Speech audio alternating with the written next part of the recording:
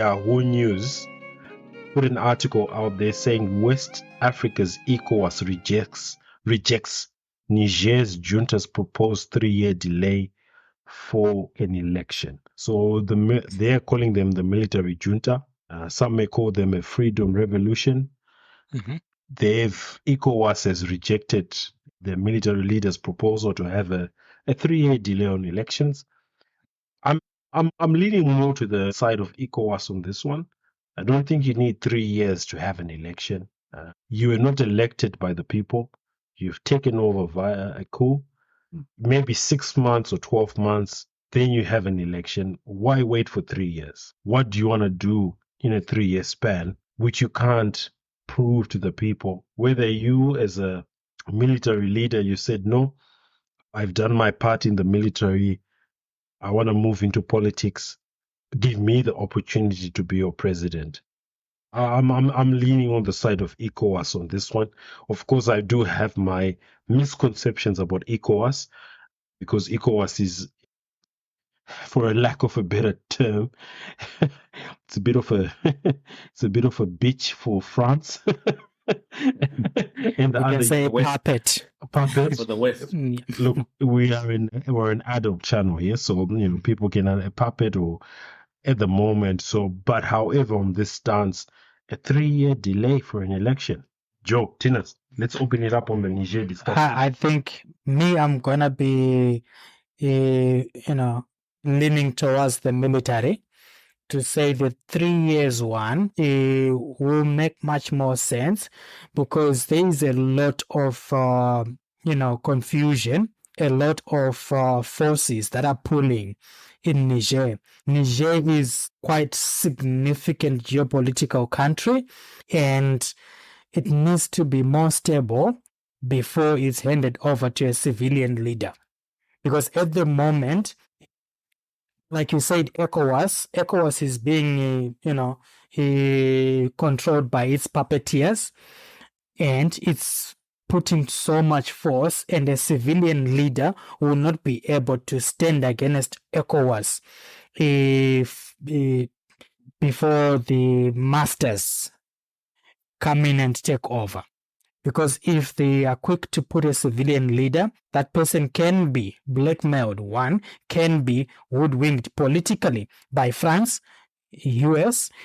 We need a military, presence in the political, space in Niger at the moment. Yeah, because they've got. But 3 years is not constitutional. It's not.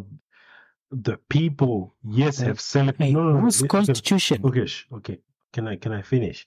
Yes. People have celebrated with the military, right? Yes. We use the example of Zimbabwe. Zimbabwe had a coup in 2017. An election was held within 12 months in 2018. Yes. Whether you may say the election was free and fair, that's another debate. Yes. But what we are saying is that once you have a coup, within 6 to 12 months, yes, an election must be held. Who is defining that constitution? No. Let's not talk about the constitution. Let's not talk about who's defined. Obviously, you can say the constitution is a Western construct, right? That's what you are trying to allude to. Because it's not working in that situation, because this country has been torn to pieces. Yes, you may say you're saying that it is a Western construct, but what we are saying is that yes, it may be a Western construct. However, it gives the voice to the people. So if it is a free and fair election, the military can find their own civilian who they believe they can puppeteer from their own end. But to wait 3 years, this is, to me, as I said, I think I used word this to refer ECOWAS and its Western allies.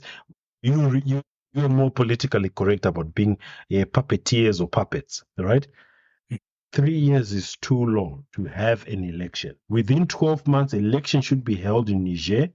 The best candidate to say, this is what I'm doing. If they want to have a runoff with the president who was ousted by the coup, if the president has learned his lessons, then let's come and have a battle of ideas. Tinas, go. Okay, so why is Niger so important? Politically, it has been seen as an example of a relatively democratic stability in recent years, while its neighbors, Burkina Faso and Mali, had already succumbed to military coups. Politically, strategically, it hosts French and US military bases and is seen as a key partner to fight Islamic insurgency. Economically, it is rich in uranium, it is rich in gold.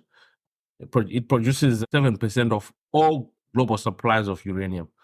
So just a snippet of why this country is very important that we're talking about. ECOWAS, having been said, has not had the very best of histories when it comes to doing good. Just if their reputation is not good. Exactly. Just as the AU, just as even ECAS, there's the equivalent of ECOWAS, there's ECAS and there's also SADC.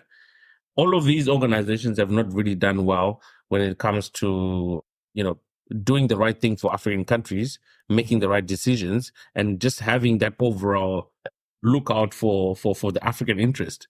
Why is this? Is because the AU itself was not the design of African countries. It was something that was brought on by America and the West for them to be able to have a hand in how Africa, has its own affairs and sits upon itself, basically. That example alone will show you that the West always wants to have a hand in how Africans do what they do. I think even the UN is a very good example again of how they want to do that. ECOWAS is not there for the good of Niger. Yes. Because if they were there for the good of Niger, they would have listened to what we are talking about. That's why is Niger such a very important country to the West, including countries like France and the United States? Why is it so important? And having said that, why is it that once these countries have taken reign over these countries economically, what has the normal populace, what are they going through? What is happening in that country? Like, apart from them having uranium and having gold, they're raised among one of the poorest countries. Their people are starving, but they have all of that. So I think we just need to look at, more importantly, what ECOWAS is, and also at the same time politically also look at what Mali or Niger are trying to achieve by not following what ECOWAS wants to be done. Good points, Tinas. As I said, in terms of Niger, particularly with the point which you've raised about 7% of the world's uranium.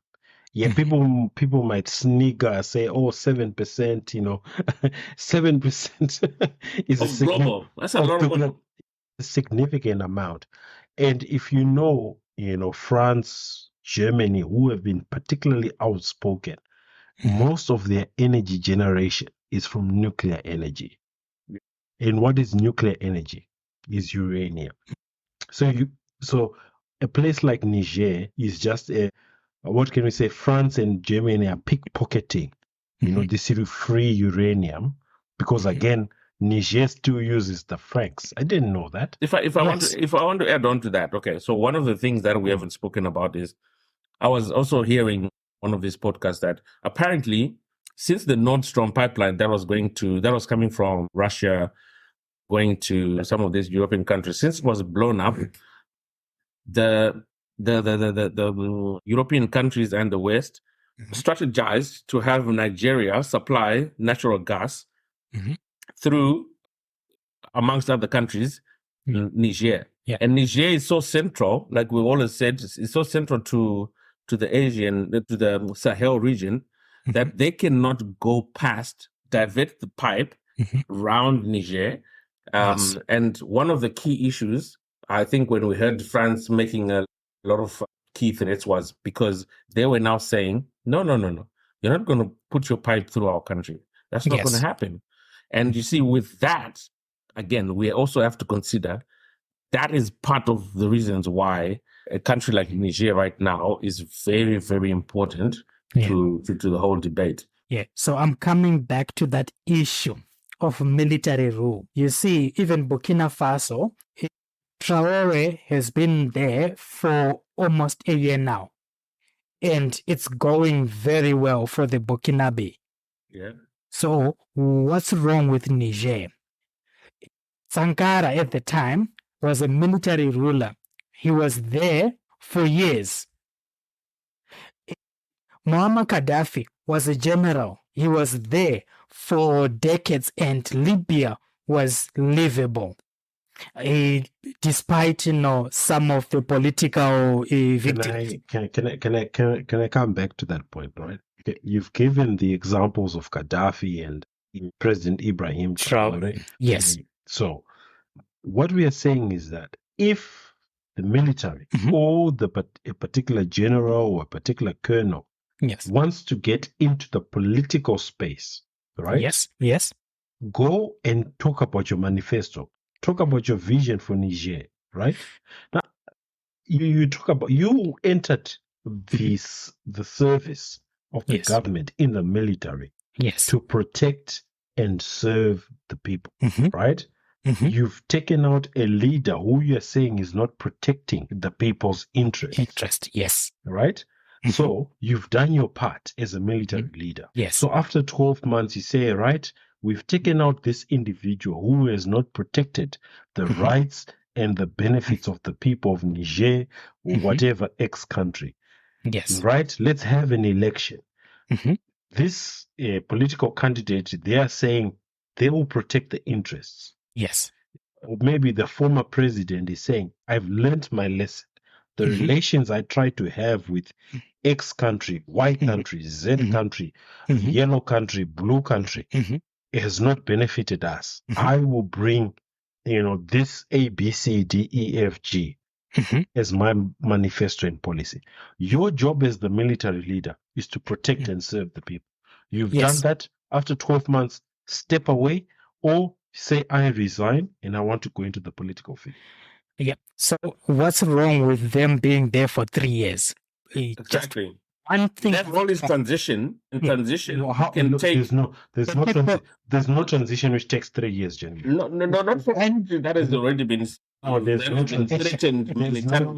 There's no transition. Let's not. There's pending invasion. There's pending invasion from left, right, center. We need a military strategist to protect the nation. Yeah. What's the job of the military? They can.